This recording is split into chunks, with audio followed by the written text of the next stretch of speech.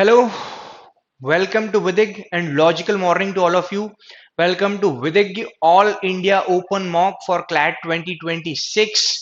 ये पूरी वायोम सीरीज का मॉक नंबर 1 है। इसमें you will be competing on an all India level और आप अपने आप को कैलकुलेट कर सकते हो, एसेस कर सकते हो या अपने आप को टेस्ट कर सकते हो कि आप क्लैट 2026 की जर्नी में कहाँ स्टैंड कर रहे हैं। So we are here for discussing the section of current affairs and GK, है ना, in which we'll see 5 passages and 5 current affair passages जो बहुत ज्यादा डिस्कशन में रहे हैं, बहुत ज्यादा न्यूज में रहे हैं और बहुत इंपॉर्टेंट है हमारे एग्जाम के पर्सपेक्टिव से। हम आज देखेंगे 5 पैसेजेस का डिस्कशन इस मॉक में। ऑपरेशन सिंदूर, जो आप लोगों ने देखा है कि one of the most important event रहा है रीसेंट पास्ट में। India middle east economic corridor, Khelo India youth games, PM Modi का recent visit to Sri Lanka and lastly armed forces special power act से रिलेटेड करंट अफेयर्स की news. Obviously we'll be looking at these 5 passages with a pattern of 6 questions each for first 3 passages and बाकी 2 passages के लिए 5 questions. And when we talk about the difficulty level, we can see कि 2 of the passages seems to be a bit difficult, other 2 seems to be a bit moderate, and one among them is easier for you to solve. ठीक है, in 28 question में से we are expecting कि a good score will be somewhere around 18 plus, and if you are scoring 20-21 it is very excellent for you. बाकी हम discussion को start करते हैं पहले पैसेज से, which is about Operation Sindoor. So as we know, India and Pakistan relationship is marked by complex history, complex grievances, shared grievances, territorial disputes, and so on. Also, we have seen some soft diplomatic relationship between both of them, but what stands now is a complex relationship between India and Pakistan, which affects the whole South Asian diplomacy or whole South Asian region in terms of diplomacy, in terms of strategic alliance, also in terms of economic development. Now, when we talk about India Pakistan, we have seen a long driven history of conflict between each other, which also have seen 3 full-fledged war and 1 proxy war. Also, we can say 4 in total wars, and recently we have seen India acting towards Pakistan territories, particularly destroying terrorist hideouts in Pakistan. उसी पे recent escalation में एक operation सिंदूर किया हमने, जो recent हमने देखा Pahalgam attack in अप्रैल 2025। हमने देखा अप्रैल 2025 में a very unfortunate incident called as Pahalgam attack in Jammu Kashmir, where the bear tourists were being attacked by asking their religion, which seems to be a very disturbing event. उसके बाद हमने retaliate किया bye operation सिंदूर। ये operation सिंदूर की date हमारे लिए बहुत important थी, हमने किया 7 मई। तो इसकी डेट याद रखना बहुत जरूरी है कि ऑपरेशन सिंदूर बेसिकली हमने किस दिन किया है, 7 मई को किया है। हमने इसमें 9 टेररिस्ट इंफ्रास्ट्रक्चर्स या 9 टेररिस्ट लोकेशंस या उनके हाइडआउट्स पे हमने अटैक किया है। बेसिकली लश्कर ए तैयबा, मुजाहिदीन, है ना, एंड सो ऑन, जो जितने भी पाकिस्तान के टेररिस्ट आउटफिट्स हैं, लश्कर ए तैयबा, जैश ए मोहम्मद एंड हिजबुल मुजाहिदीन, इन तीनों के आउटफिट्स पे या हाइडआउट्स पे या इंफ्रास्ट्रक्चर पे हमने अटैक किया है, भले ही वो पीओके की टेरिटरी में थे या पाकिस्तान की खुद की टेरिटरी में थे। ऑल्सो हमने एक बहुत हिस्टोरिक या एक बहुत अच्छा एक इनिशिएटिव देखा कि अवर वेरी ओन आर्मी की पर्सनल्स या आर्मी की wing commander Vyomika Singh and colonel Sofia Qureshi, basically हमारे जो डिफेंस फोर्सेस की ये दोनों महिलाएं थी, इन्होंने अनाउंस किया, and which was also very remarkable done by Indian government, remarkable action done by Indian government, ताकि हम ट्रिब्यूट दे पाए उन महिलाओं को जिनके हस्बैंड्स को मार दिया गया वहां पर, इसलिए हमने बेसिकली नाम भी ट्रिब्यूट करने के लिए ऑपरेशन सिंदूर रखा और हमने अनाउंस भी इस ऑपरेशन के बारे में wing commander Vyomika Singh and colonel Sofia Qureshi से करवाया। ठीक है, अब इस पैसेज में हम क्वेश्चंस देखते हैं क्या क्या क्वेश्चंस हैं। तो पहला क्वेश्चन आ रहा है, SCALP cruise missile used in operation Sindoor is developed by which organisation. So basically SCALP cruise missile हमने राफेल जो कि हमने फ्रांस से लिया है, उससे हमने स्कैल्प क्रूज मिसाइल छोड़ी इन हाइडआउट्स पर और उससे हमने डिस्ट्रॉय किया। तो ये स्कैल्प क्रूज मिसाइल किसने बनाई है, तो ये बनाई है MBDA। किसने बनाई है, MBDA ने। ये MBDA यूरोप की, ये MBDA क्या, एक यूरोप की डिफेंस कंसोर्शियम में या एक यूरोप की डिफेंस मैन्युफैक्चरिंग फर्म है MBDA, जिसने बनाई है स्कैल्प मिसाइल। स्कैल्प मिसाइल की बात करें तो इसको स्टॉर्म शैडो भी बोलते हैं, यूरोप में क्या बोलते हैं, स्टॉर्म शैडो भी बोलते हैं। इसके साथ साथ स्कैल्प की अगर हम बात करें तो ये long range, long range, when we talk about long range मतलब कितनी है, 550 किलोमीटर्स की इसकी रेंज है। क्योंकि ये प्रिसीशन गाइडेड है या गाइडेड मिसाइल है, इसलिए ये किस कैटेगरी में आती है, ये आती है क्रूज मिसाइल की कैटेगरी में। ये हमारी एक क्रूज मिसाइल है। ऑल्सो जब इसकी बात करें कैरिंग कैपेसिटी की, तो 550 केजी तक का ये वॉरहेड कैरी कर पाती है। कितना, 550 केजी तक का ये क्या कैरी कर पाती है, कन्वेंशनल वॉरहेड। कन्वेंशनल मतलब पुराने तरीके के वॉरहेड, नॉट न्यूक्लियर। दूसरा, इसको हमने लॉन्च किससे किया था, राफेल से। तो ये स्कैल्प मिसाइल है जिसने जाके जो है हाइडआउट्स है उन पे अटैक किया और राफेल से इसको हमने छोड़ा था। नेक्स्ट क्वेश्चन ये पूछ रहा है, हमने एक और बॉम्ब यूज किया था which is hammer precision guided bomb. क्या यूज किया था हमने, हैमर प्रिसीशन गाइडेड बॉम्ब। तो ये पूछ रहा है वो बॉम्ब में हैमर का फुल फॉर्म क्या है। तो हैमर का full form stands to be highly agile modular munition extended range. तो क्या है उसका full form, highly agile modular munition extended range. ये हैमर का पूरा फुल फॉर्म है। हैमर की बात करें तो इसको बनाया किसने है, तो साफ्रान इलेक्ट्रॉनिक्स एंड डिफेंस, एक फ्रेंच डिफेंस कंपनी है, उसने हैमर बनाया। और ये हैमर इंडिया में इसका इलेक्ट्रॉनिक्स भी BEL बनाता है, भारत इलेक्ट्रॉनिक्स लिमिटेड। और साथ में बात करें हैमर की तो ये GPS है इसमें, इंफ्रारेड है इसमें और लेजर टारगेटिंग है इसमें, इसलिए इसको प्रिसिशन बॉम्ब बोलते हैं। ये जो बॉम्ब जो हमने छोड़े हाइडआउट्स पे, ये प्रिसाइसली जहां पर इसको फूटना है वहीं पर ये आइडेंटिफाई करके फूटता है जाके। कौन सा बॉम्ब, हैमर बॉम्ब, करेक्ट। उसके बाद अगर हम बात करें अगले क्वेश्चन की, तो ये स्टेटमेंट बेस्ड क्वेश्चन दिखता है कि consider the following statements regarding operation Sindoor and the weapon system used. पहला स्टेटमेंट बोल रहा है the scalp missile used during the operation is an air launched cruise missile with a maximum range of 150 kilometres. तो ये air launch जरूर है क्योंकि Rafale से लॉन्च होती है। देखो आपको स्टेटमेंट बेस्ड क्वेश्चन को कैसे सॉल्व करना है कि ये स्टेटमेंट आया, इस स्टेटमेंट में ये क्या टारगेट करने की कोशिश कर रहा है, क्या टारगेट कर रहा है कि स्कैल्प मिसाइल जो यूज हुई है वो एयर लॉन्च्ड है। यहां पर इसने आपको टेस्ट करने की कोशिश की, तो हाँ बिल्कुल एयर लॉन्च क्रूज मिसाइल है, ये हमको पता है। फिर बोला with maximum range of 150 kilometre. तो दूसरा फैक्ट क्या टेस्ट करने की कोशिश करी कि क्या ये इसकी मैक्सिमम रेंज 150 किलोमीटर है, तो हमें पता है नहीं, उसकी मैक्सिमम रेंज तो और ज्यादा है। हमने देखा उसकी range can go up to 550 kilometre, right. अब दूसरा स्टेटमेंट बोल रहा है द मीटियोर मिसाइल, एक और मिसाइल जो हमने यूज करी इस ऑपरेशन में वो थी मीटियोर मिसाइल। वो एक beyond visual range air to air missile है। मतलब पहला टेस्ट क्या पूछने की कोशिश करी कि वो है क्या कैपेबिलिटी, तो beyond visual range air to air missile है with an extended no escape zone. दूसरा क्या पूछा, एक्सटेंडेड नो एस्केप जोन। तो बिल्कुल मीटियोर मिसाइल की यही कैपेबिलिटी या यही उसका उसकी स्पेशलिटी है।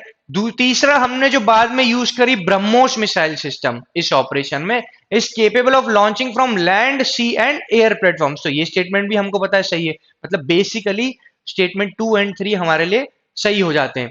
पहले स्टेटमेंट में हमने क्या समझा कि बिल्कुल ये स्कैल्प मिसाइल है और इसकी रेंज चली जाती है 450 and extended up to 550 kilometre तक, मतलब इसकी रेंज अच्छी खासी है।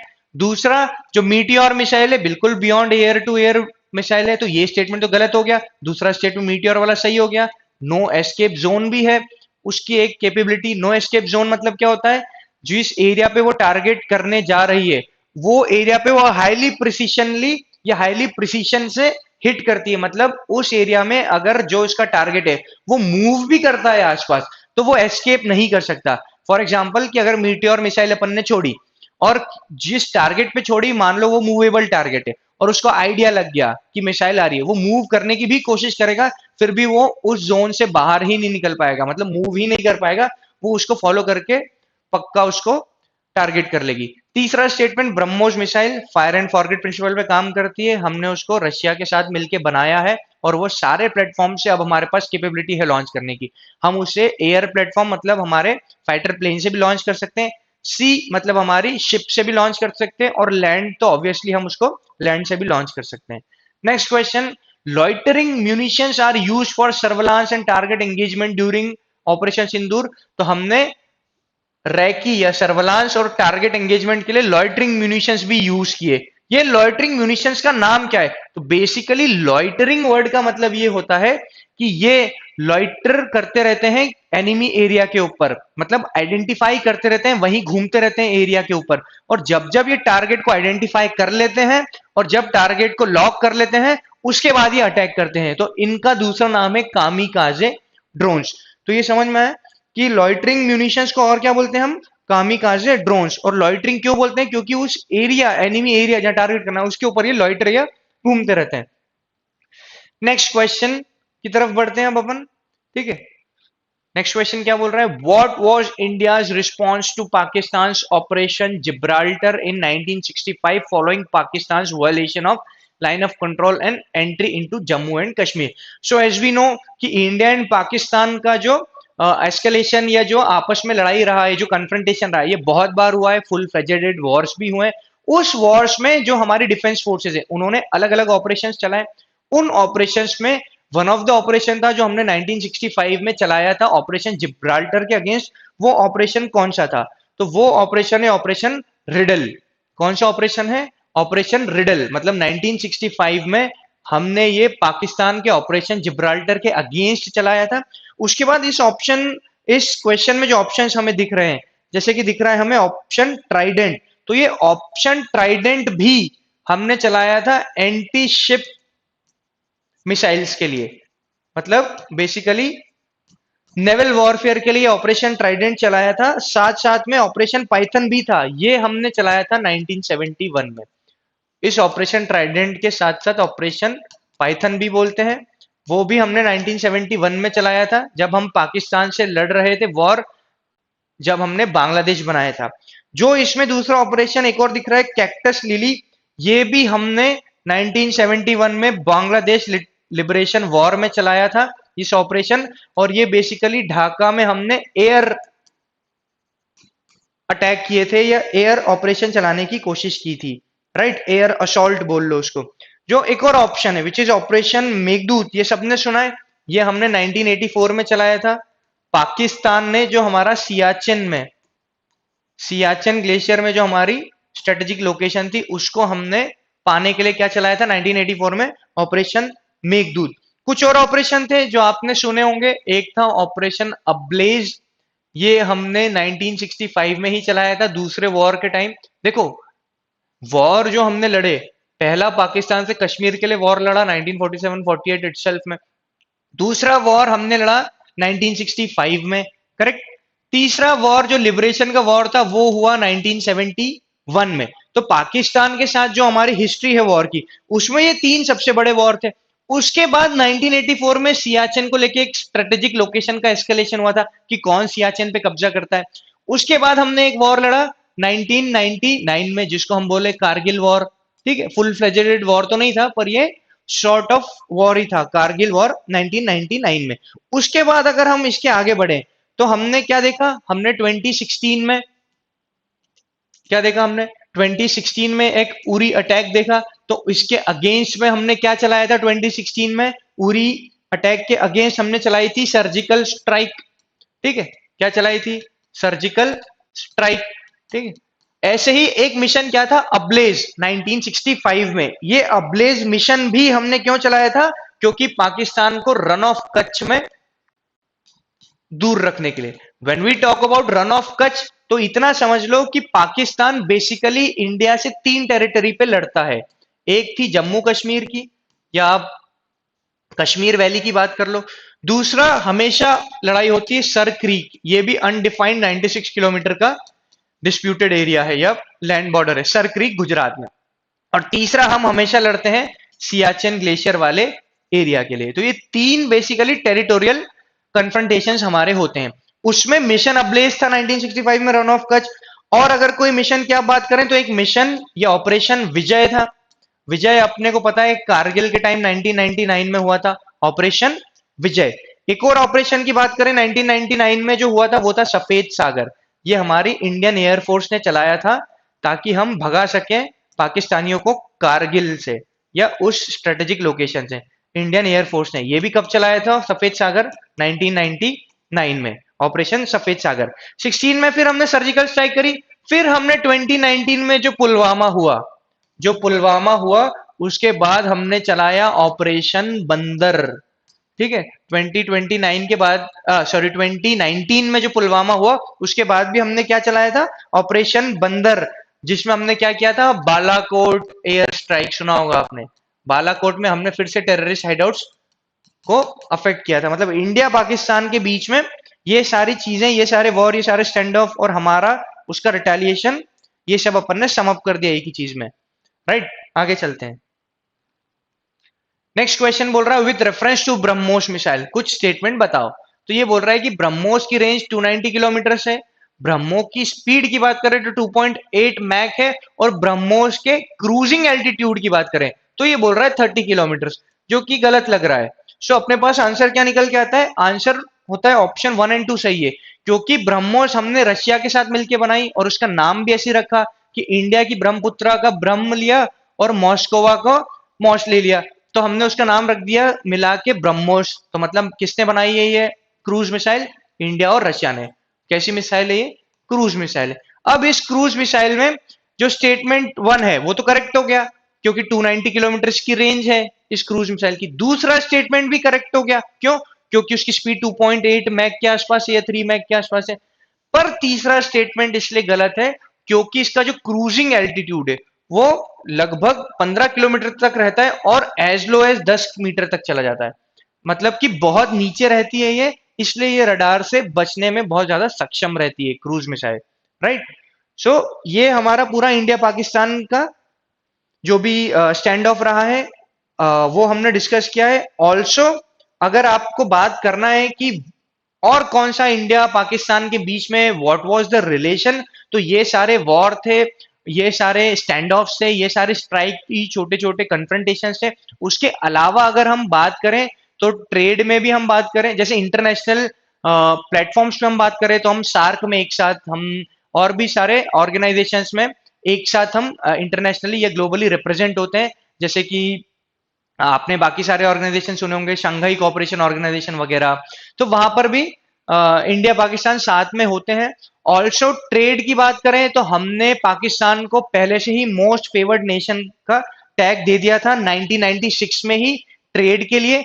पर 2019 में पुलवामा अटैक के बाद हमने वो स्टेटस छीन लिया, तो ट्रेड में भी हमारा अभी हॉल्ट हुआ पड़ा है।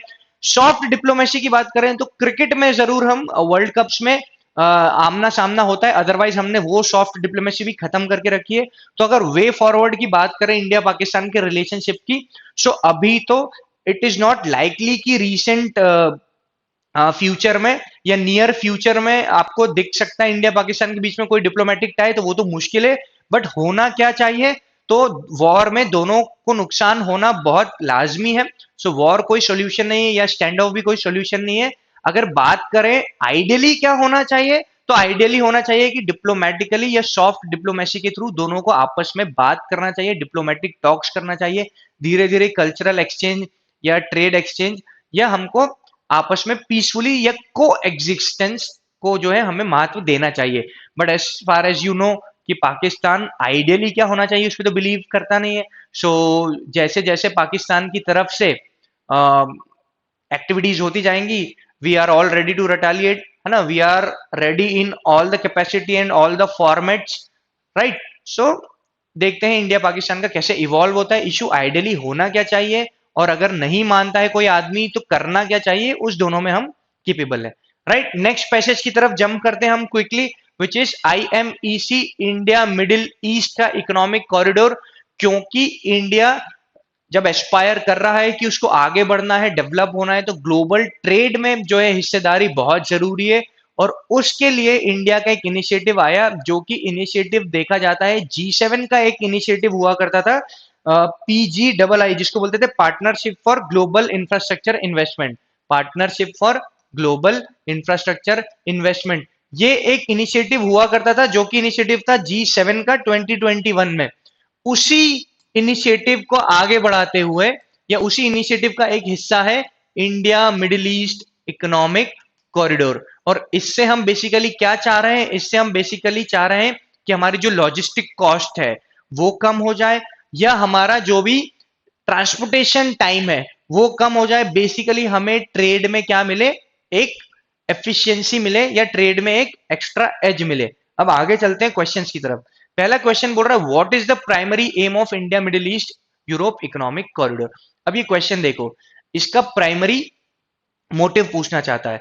तो एक तो ये बहुत इजी क्वेश्चन बन पड़ता है अपने लिए कि भाई मोटिव क्या होगा। हम कोई टूरिज्म की बात नहीं कर रहे थे, हम कोई मिलिट्री अफेयर्स की बात नहीं कर रहे थे, हम कोई ऑयल की बात नहीं कर रहे थे। बेसिकली हम क्या बात कर रहे थे, कनेक्टिविटी या इंटीग्रेशन बढ़ाना इस पूरे रीजन में। और ये कहीं ना कहीं जब आप इसको पढ़ोगे, किसको पढ़ोगे, इस पैसेज को पढ़ोगे। जैसे ये क्वेश्चन मान लो आपको नहीं भी पता है, तो आपको कैसे, पहला तरीका तो क्या होता है कि डायरेक्टली आपको अगर क्वेश्चन पता है, जीके के सॉल्व करने का तरीका समझो कि अगर आपने क्वेश्चन देखा, क्वेश्चन की इंडिविजुअलिटी समझी कि क्वेश्चन क्या पूछ रहा है, डायरेक्टली वो आपको फैक्ट पता है, आप तुरंत वो आंसर लगा दो।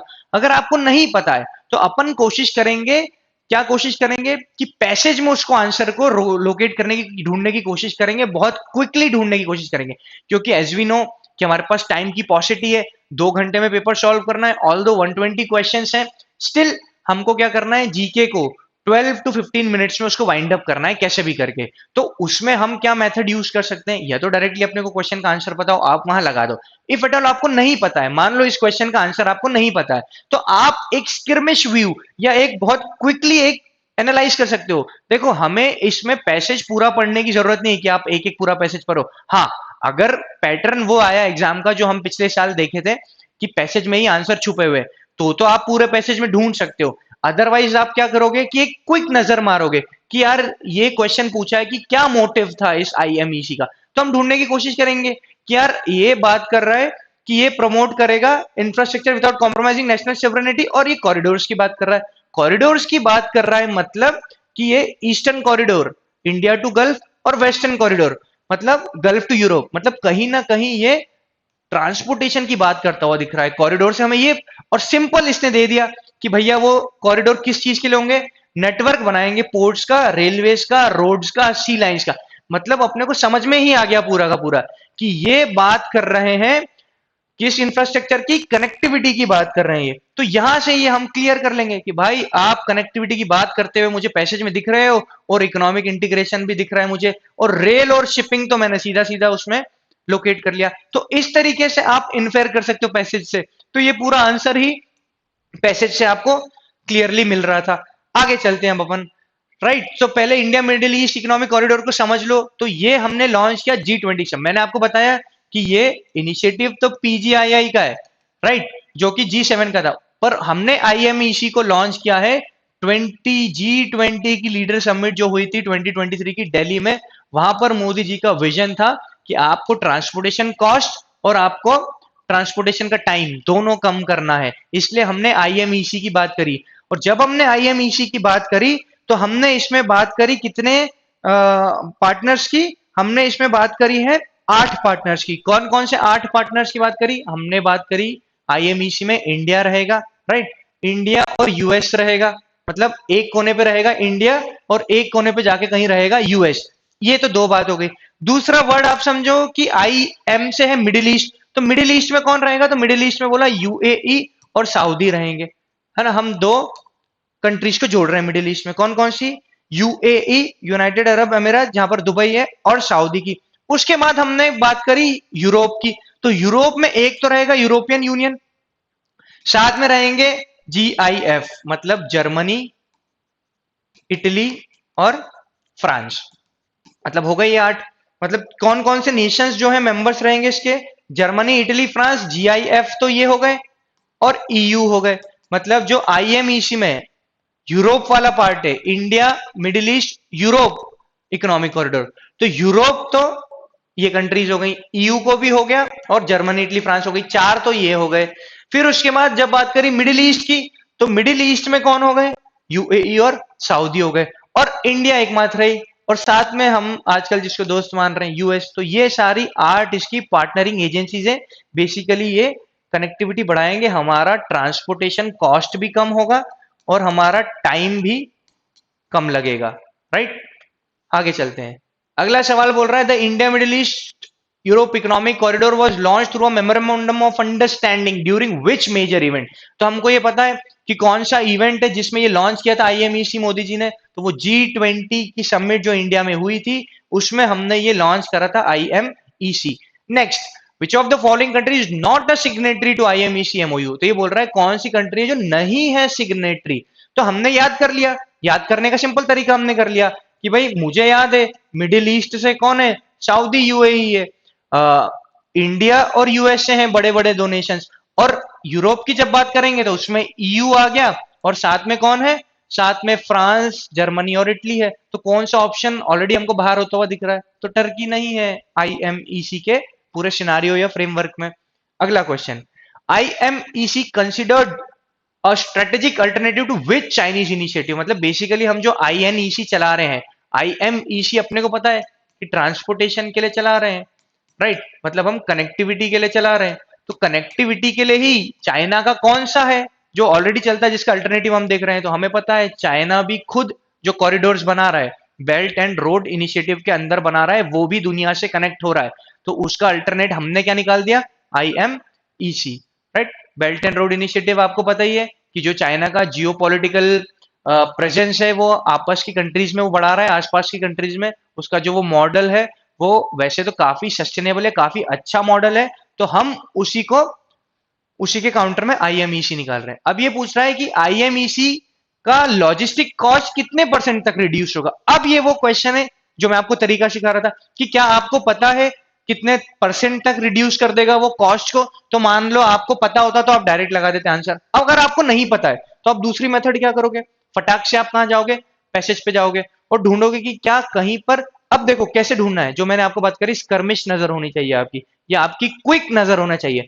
तो आप दिमाग में क्या बिठाओगे? दिमाग में आप ऑप्शन बिठा दोगे कि यार मुझे 10, 20, 30 या 50 का कोई एक दिख रहा है क्या? 10, 20, 30 या 50 ये कोई फिगर मुझे मिल रहा है क्या पैसेज में? इसको अपन दिमाग में रख के पैसेज को ढूंढेंगे। तो 10, 20, 30 या 50 अपन ने फटाफट ढूंढना चालू किया, तो हमें यहां तो नहीं दिखा, यहां भी नहीं दिखा, कहीं पर भी नहीं दिखा। या आगे हमको एक 30 दिखा और हमने आगे देख लिया तो हमको एक 40 दिखा जो कि अपने ऑप्शन में नहीं था। अपने ऑप्शन थे 10, 20, 30 और 50। तो अपने को सिर्फ दो दिखे पूरे पैसेज में, फटाक से दिख गए, तो हमने उनको पढ़ लिया। अब कीवर्ड जब अपन ने इसमें ढूंढ लिए तो इनको पढ़ लिया कि क्या बोलना चाह रहा है। तो ये बोल रहा है IMEC is set to reduce logistic cost by 30%। क्या यही हमारा क्वेश्चन पूछ रहा है? लॉजिस्टिक कॉस्ट को कम करना है, कितने परसेंट से कम करेगा IMEC? तो बिल्कुल हमारा क्वेश्चन यही पूछ रहा था कि लॉजिस्टिक कॉस्ट को कितने से कम करना है। तो आंसर हमें पैसेज से देख के क्या मिल गया? 30%। ऐसे आपको सॉल्व करना है, राइट। अब आगे चलते हैं। अगला क्वेश्चन बोल रहा है IMEC के एनर्जी गोल्स इंडिया के कौन से इनिशिएटिव के साथ अलाइन करते हैं। तो क्या ये हमें पैसेज में मिल रहा है? OSOWOG, क्या हमें OSOWOG कीवर्ड पैसेज में मिल रहा है क्या? अपन ध्यान से ढूंढेंगे कि क्या हमें OSOGOW इनिशिएटिव मिल रहा है क्या? तो हमें नहीं मिल रहा है इनिशिएटिव। मतलब ये वाला क्वेश्चन हमें डायरेक्ट पता होना चाहिए। तो अपन इसमें क्या लगाएंगे? या तो हमें याद है या तो हम एलिमिनेट करने की कोशिश करेंगे कि कौन सा है। तो इसमें आंसर क्या है? One sun one world one grid की बात कर रहे हैं। देखो कैसे उस इनिशिएटिव को ये अलाइन करता है। क्या उजाला स्कीम दुनिया से कनेक्टिविटी की बात करता है? बिल्कुल बात नहीं करता है। ये हमारे डोमेस्टिक जो बल्ब बनाने की स्कीम थी, है ना, उसकी बात करता है। तो इंटरनेशनल इनिशिएटिव की तो कोई बात नहीं कर रहा है उजाला। जब सौभाग्य की बात करेंगे हम, ये भी बिजली बचाने की बात कर रहा है, पर क्या ये इंटरनेशनल कोऑपरेशन की बात कर रहा है? तो ये भी एलिमिनेट हो जाएगा। तीसरा बचा पीएम सूर्यघर मुफ्त बिजली कार्यक्रम, जो अभी अभी लॉन्च हुआ है कि 1 करोड़ हाउस होल्ड की छत पे हमको लगाना है। तो हम एलिमिनेट करके, अगर ये हमें आंसर नहीं पता था, एलिमिनेट कैसे कर पाए कि यार ये जो इंडिया का इनिशिएटिव है आईएमएमईसी, ये ग्लोबल इनिशिएटिव है, ग्लोबल कनेक्टिविटी की बात कर रहा है। मतलब मेजर वर्ड क्या हो गया या कीवर्ड क्या हो गया, ग्लोबल।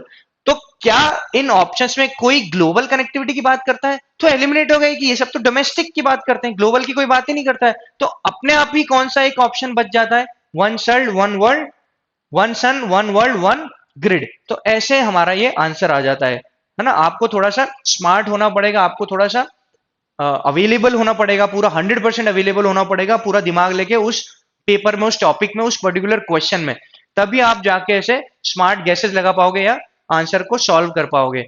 ऑन एंड ऑन आप बात करो जीके में, तो मुश्किल से अगर 28 क्वेश्चन से बात करें तो आपको 6 से 7 क्वेश्चन ऑन एंड ऑन याद रहते हैं कि हाँ ये क्वेश्चन है, ये आंसर है। बाकी आप जो क्वेश्चन सॉल्व करते हो वो इसी प्रोसेस से करते हो। कभी आप उसको इन्फेर कर लेते हो पैसेज से, कभी आप एलिमिनेट कर लेते हो, कभी आप स्मार्टनेस लगा लेते हो, एक जनरल अवेयरनेस। इसलिए बोलते हैं प्रेजेंस ऑफ माइंड कैसे लगाना है आपको, right. And the catch is, because the time is of पॉसिटी, आपको ये अवेयरनेस, ये मेंटल अलर्टनेस, ये आपको उसी 12 से 15 मिनट के बीच में लगानी पड़ेगी। And that's where mocks comes in, कि विदिक की जो आपको मॉक करा रहा है उसमें आप प्रैक्टिस करते रहोगे तो ये स्किल्स जो है, ये बोलना आसान है पर ये प्रैक्टिस करके ही आपके अंदर आएंगी। Anyways, moving on to the next passage which is prime minister Narendra Modi ने संडे को खेलो इंडिया यूथ गेम्स की बात करी है। मतलब ये स्पोर्ट्स के सेक्शन से न्यूज आते हुए हमको दिख रही है, इसको सॉल्व करने की कोशिश करते हैं। पहला क्वेश्चन बोल रहा है what has been redacted by X. तो एक्स कहां पर कोट हुआ, यहां पर हुआ। ये बोल रहा है prime minister Narendra Modi on Sunday virtually inaugurated, कौन से नंबर का एडिशन है ये पूछना चाह रहा है ये क्वेश्चन। तो कौन से नंबर का खेलो इंडिया यूथ गेम्स हो रहा है, तो ये हो रहा था 7th नंबर का खेलो इंडिया यूथ गेम्स। और ये खेलो इंडिया यूथ गेम्स कौन होस्ट कर रहा है, ये होस्ट कर रहा है बिहार। मतलब दो चीजें तो हमको खेलो इंडिया यूथ गेम्स से पता चली, क्या, एक तो 7th एडिशन है, दूसरा कहां कौन होस्ट कर रहा है, बिहार। तीसरा इनॉग्रेट किसने किया, तो मोदी जी ने इनॉग्रेट किया, पीएम ने, राइट। आगे चलते हैं, आगे चल रहे हैं, वही क्वेश्चन पूछ रहा है कौन सा स्टेट है जो कर रहा है होस्ट, तो बिहार होस्ट कर रहा है, राइट। ये इजी पड़ गया हमारे लिए क्वेश्चन। अगर आपने न्यूज़पेपर, ये पूरा पैसेज की अगर बात करें तो ये पूरा पैसेज आपकी विजुअल मेमोरी से, आपकी न्यूज़पेपर रीडिंग स्किल से बनना चाहिए कि भाई खेलो इंडिया यूथ गेम्स जब ये हो रहा था, पूरा कवर था उसका, वेन्यू पूरा डिसाइडेड था, उसको इनॉग्रेट करते हुए फोटो आई मोदी जी की, उसका पूरा का पूरा थीम पता थी, फिर जब वो क्लोज हुआ ये पता था, मेडल टैली किसने डोमिनेट करी है, कौन जीता है। तो ये सारे क्वेश्चन आपके न्यूज़पेपर रीडिंग से बनने चाहिए थे। Next, which state top the medal tally in Khelo India youth games 2025। तो ये पूछ रहा है कौन सा स्टेट है जिसने मेडल टैली को टॉप किया है खेलो इंडिया यूथ गेम्स में। वही क्वेश्चन है जो न्यूज़पेपर से बनता है कि भाई महाराष्ट्र ने मेडल टैली को लॉन्च किया, सॉरी क्या किया है, मेडल टैली को टॉप किया है। और कितने मेडल्स लेके आया है, 158 मेडल के साथ उसने टॉप किया है। सेकंड पे कौन रहा है, सेकंड पोजीशन पे रहा है हरियाणा, राइट। आगे चलते हैं, अगला सवाल है what is the name of the Khelo India youth game mascot. मैंने वही बोला, जब आप न्यूज़पेपर पढ़ोगे तो खेलो इंडिया यूथ गेम्स दिखेगा 2025, आपको उसमें वेन्यू दिख जाएगा न्यूज़पेपर में कि भाई कहां हो रहा है, आपको इनॉग्रेट करते हुए दिख जाएंगे प्राइम मिनिस्टर मोदी, आपको उसका मैस्कट दिख जाएगा, जब वो गेम हो रहे होंगे आपको मेडल टैली दिख जाएगा, खत्म होते हुए किसने टॉप किया। मतलब सारे क्वेश्चंस वहीं से बनता है। तो यहां पर जो मैस्कट था वो था गज सिम्हा। गज सिम्हा जो है बेसिकली बिहार की जो रिच हिस्ट्री है उसमें जो पिक्चर्स या मैन्युस्क्रिप्ट्स मिलते हैं हमें पुराने, उसमें हमें दिखते हैं दो जानवरों के पिक्चर एक साथ मिले हुए, इंटीग्रेट करे हुए। गज मतलब एलिफेंट और सिम्हा मतलब लायन। इन दोनों का स्ट्रक्चर या स्टैच्यूज हमें बहुत मिलते हैं पुराने जो टेम्पल्स हैं नालंदा में, बोध गया में। तो उसी को हमने क्या किया है, उसी को रिप्रेजेंट किया, उसी कल्चर को प्रमोट करने के लिए क्या बनाए, Gaj Simha as a mascot, right. Next question, which year was the first Khelo India youth games held. अब ये स्टैटिक क्वेश्चन पूछ रहा है कि खेलो इंडिया यूथ गेम्स पहली बार दिल्ली में हुए थे और कब हुए थे, तो 2018। तो ये हमने याद कर लिया, इजी क्वेश्चन बन पड़ता है कि जब जब खेलो इंडिया आएगा पहली बार कब हुआ पूछेगा और कहां हुआ, तो न्यू दिल्ली में 2018 में हुआ है, हमें ये पता है। नेक्स्ट, ये पूछ रहा है which state host the Khelo India university games. अब क्योंकि देखो देखो मोदी जी ने, क्योंकि स्पोर्ट्स को बहुत ज्यादा, हमारे प्राइम मिनिस्टर ने स्पोर्ट्स को बहुत ज्यादा प्रमोट किया है और ये कहा है कि if India needs to compete compete as a stronger sports nation या स्पोर्ट्समैन प्रोड्यूसिंग नेशन, उसके लिए हमारा जरूरी है कॉलेज लेवल पे, स्कूल लेवल पे, यूनिवर्सिटी लेवल पे स्पोर्ट्स को प्रमोट करना।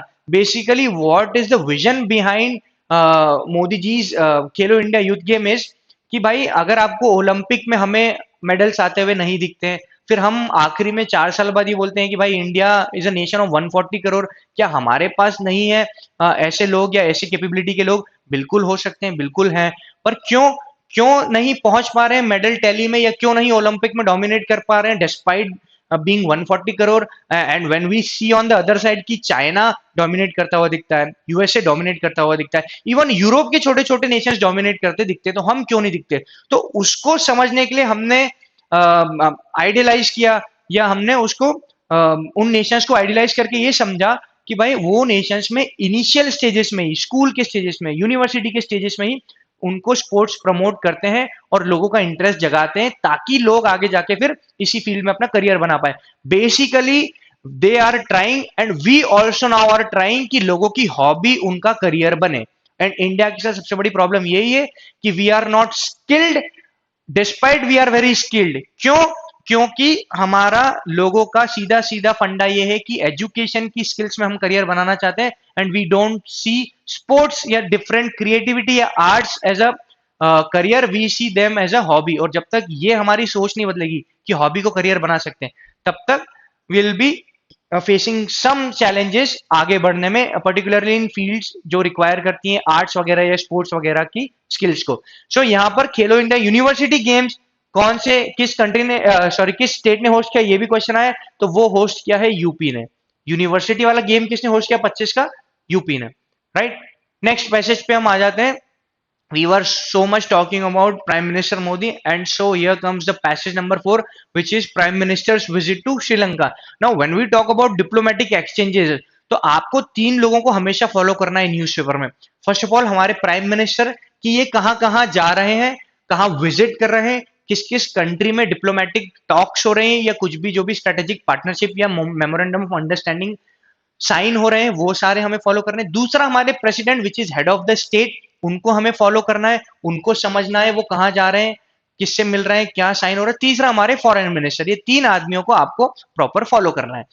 और एक और बात क्या है कि बाकी जो लोग बाहर से आ रहे हैं, कि बाहर के कोई important president, prime minister, head of state, head of government जो आ रहे हैं, वो इंडिया के साथ क्या बातचीत करें, वो भी हमें फॉलो करना है। तो जो मोदी जी की विजिट था रिसेंट श्रीलंका, उसको लेके ये इंटरनेशनल रिलेशन का ये पैसेज आया है, विच इज इंडिया श्रीलंका के रिलेशंस की बात कर रहा है ये।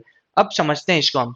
तो पूछ रहा है पहला, what has been redacted by X in passage, तो एक्स को लोकेट करते हैं। तो ये कहना चाह रहा है कि prime minister Modi visit to Sri Lanka marked a pivotal movement in the bilateral relationship between two countries. Of course he is the first foreign leader to visit Sri Lanka after the economic crisis and ever since the new president assumed office.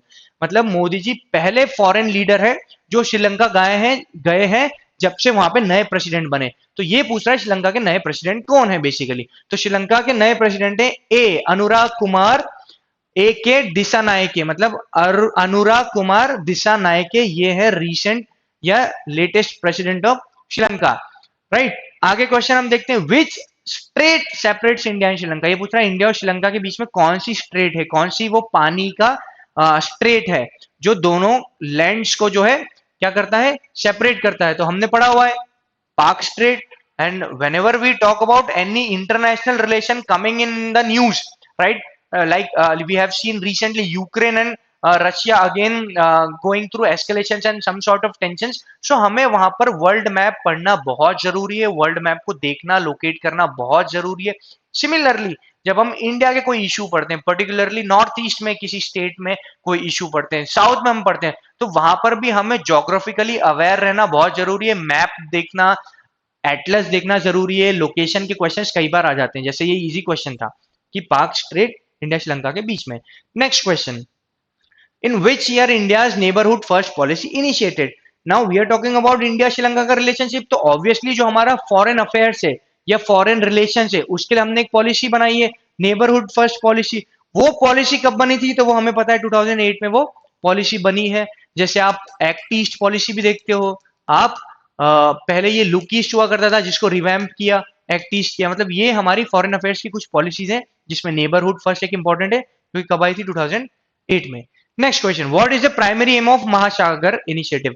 अब ये initiative India Sri Lanka के हिसाब से क्यों आया, क्योंकि India ने महासागर, हम एक सागर इनिशिएटिव भी चला रहे हैं, ठीक है, आईओएस सागर, मतलब हम बेसिकली मैरीटाइम रीजन में बहुत ज्यादा काम कर रहे हैं आजकल। हम इंडिया के पेरिफेरी में जो इंडियन ओशन में कंट्रीज हैं उनके साथ कोलैबोरेट कर रहे हैं, पार्टनरशिप कर रहे हैं या एक्सरसाइज करने की कोशिश कर रहे हैं। Even we have gone to Africa as well, वहां के भी कुछ नेशन में हम आईओएस सागर इनिशिएटिव के थ्रू काम कर रहे हैं।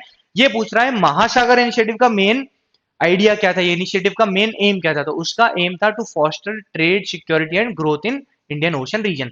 बेसिकली इंडियन ओशन रीजन में हम आपस में ट्रेड और सिक्योरिटी को बढ़ाने की कोशिश कर रहे हैं। Next question, prime minister Modi has awarded Sri Lanka का हाईएस्ट ऑनर।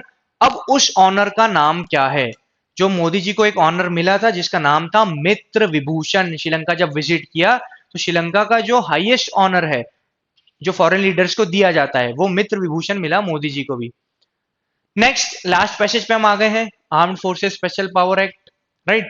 सो armed forces special power act बहुत इंपॉर्टेंट ये टॉपिक रहा है, राइट, क्योंकि ये एक्ट आया था 1958 में, और इस एक्ट के सेक्शन 2 में लिखा था सिंपल सिंपल कि कोई एरिया अगर डिक्लेयर किया जाता है डिस्टर्ब्ड, अब डिक्लेयर किया जाता है तो कौन करेगा, या तो यूनियन गवर्नमेंट या तो स्टेट गवर्नमेंट, दोनों में से भी कोई अगर नोटिफिकेशन निकाल के किसी एरिया को या पूरे के पूरे स्टेट को डिक्लेयर कर देता है डिस्टर्ब्ड, वहां पर अपने आप ये एक्ट लग जाएगा, armed forces special power act. और इस एक्ट के लगते ही जो आर्म्ड फोर्सेस हैं, जो हमारी डिफेंस फोर्सेस हैं, बेसिकली जो आर्मी है, उसको पावर, या आर्म्ड फोर्सेस ज्यादा बेहतर वर्ड है, उसको स्पेशल पावर मिल जाते हैं इन एरियाज में। उनको मेन पावर या मेन उसका आइडिया क्या है, वो है जो सिटी एडमिनिस्ट्रेशन है वो proper law and order maintain कर पाए, इसके लिए आर्मी वहां पे या आर्म्ड फोर्सेस वहां पर मदद करती है अंडर आफ्स्पा एक्ट। ये आफ्स्पा एक्ट में आर्मी वालों को या आर्म्ड फोर्सेस को क्या पावर मिल जाती है, काफी सारी ओपन पावर मिल जाती है, जैसे कि वो सर्च कर सकते हैं विदाउट वारंट, अरेस्ट कर सकते हैं, पूछताछ कर सकते हैं विदाउट वारंट, वो 5 लोगों से ज्यादा लोग इकट्ठे हो रहे हैं मतलब भीड़, उसको वो मना कर सकते हैं, डिसिपेट कर सकते हैं, वो फायर ओपन कर सकते हैं। बेसिकली बहुत सारी उनको पावर्स मिल जाती हैं ताकि लॉ एंड ऑर्डर मेंटेन हो पाए। अब आगे चलते हैं इस पैसेज के क्वेश्चंस पे। ये पूछ रहा है what has been deducted by act in the passage. अब ये पूछना क्या चाह रहा है कि ये जो disturbed area armed forces special power लगाया गया मणिपुर में, barring jurisdiction of 13 police station for X month, ये पूछ रहा है कि जब ये जो रिसेंटली मणिपुर में लगा है armed forces special power act, ये कितने महीनों के लिए लगाया गया है, तो आंसर निकल के क्या आता है, 6 मंथ्स के लिए लगाया गया है। पर अगर मैं आपको बताऊं कि सेक्शन 2 के अंदर अगर कोई एरिया डिस्टर्ब्ड एरिया घोषित होता है, तो अगर सरकार, स्टेट गवर्नमेंट या यूनियन गवर्नमेंट नोटिफाई करती है कि इतने टाइम तक रहेगा, तो आंसर बन गया 6 मंथ, क्योंकि नोटिफाई किया। अगर नोटिफाई नहीं किया है तो एटलीस्ट 3 महीने के लिए तो वो एरिया डिस्टर्ब रहता ही रहता है। समझे कि अगर किसी सरकार ने सिर्फ डिक्लेयर किया डिस्टर्ब एरिया और टाइमलाइन नहीं डिक्लेयर करेगी कितने टाइम तक आफ्स्पा लगेगा इसमें, तो इसमें अपने आप 3 महीने तक तो वो रहता ही रहता है डिस्टर्ब एरिया, राइट। आगे चलते हैं, अगला क्वेश्चन बोल रहा है in which year armed forces special power act was passed. ये पूछ सिंपल क्वेश्चन आ रहा है कि आफ्स्पा कब पास हुआ, तो अपने को ये याद है आफ्स्पा पास हुआ 1958 में। अब देखो ऐसे कुछ क्वेश्चन होते हैं स्टैटिक वाले जो क्या होते हैं थ्रू आउट सिमिलर रहते हैं। जैसे मान लो आफ्स्पा का अभी तो मणिपुर के कॉन्टेक्स्ट में बात आई, मान लो नागालैंड के कॉन्टेक्स्ट में बात आती है, मान लो जम्मू कश्मीर के कॉन्टेक्स्ट में बात आती है, मान लो अरुणाचल प्रदेश या किसी भी स्टेट में आफ्स्पा के कॉन्टेक्स्ट में बात आती है, तो वो करंट डेवलपमेंट तो चेंज होगी पर क्या फिक्स रहेगा, कहां पर आपको मार्क्स लूज नहीं करने, वो ऐसे क्वेश्चन है कि 1958 कोई भी बच्चा गलत नहीं करके आएगा, अगर आप ये गलत करोगे तो क्राइम है, आपके ऊपर आर्मी का एक्शन होना चाहिए। नेक्स्ट अगला क्वेश्चन बोल रहा है according to section 3 of armed forces special power act which of the following as a primary authority empowered to declare an area as disturbed area. मतलब सेक्शन 2 में क्या बोला है कि डिस्टर्ब्ड एरिया क्या होता है, जो मैंने आपको बताया कि सेक्शन 2 में डेफिनेशन दी है डिस्टर्ब्ड एरिया की, सेक्शन 3 में क्या दिया हुआ है कि ये डिस्टर्ब्ड एरिया को डिक्लेयर कौन करेगा, तो कौन डिक्लेयर करेगा, तो अपने को ऑलरेडी पता है कि गवर्नर ऑफ द स्टेट या यूनियन टेरिटरी के पास प्राइमरी अथॉरिटी है। किसके पास प्राइमरी अथॉरिटी है, गवर्नर ऑफ स्टेट या वो गवर्नर है यूनियन टेरिटरी, वो क्या करेगा, नोटिफाई करेगा या डिक्लेयर करेगा। मतलब कि स्टेट गवर्नमेंट या सेंट्रल गवर्नमेंट दोनों के पास पावर है, और पर्टिकुलरली किसके पास अथॉरिटी है, कौन करेगा नोटिफाई, तो वो करेगा गवर्नर ऑफ स्टेट करेगा डिक्लेयर। नेक्स्ट अगला सवाल बोल रहा है in which state AFSPA was imposed for the first time. ये बोल रहा है कौन से स्टेट में आफ्सपा जो है पहली बार इम्पोज किया गया था। तो अपने को पता है कहाँ इम्पोज किया गया था, असम में पहली बार आफ्सपा इम्पोज किया गया था। ये याद रखना कि पहली बार 1958 में असम और मणिपुर में आफ्सपा इम्पोज किया गया था। तो यहाँ पर ऑप्शन में सिर्फ असम था, इसलिए अपना आंसर क्या हो जाता है, असम। वैसे कहाँ इम्पोज हुआ था, असम एंड मणिपुर में पहली बार 1958 में ये इम्पोज हुआ था।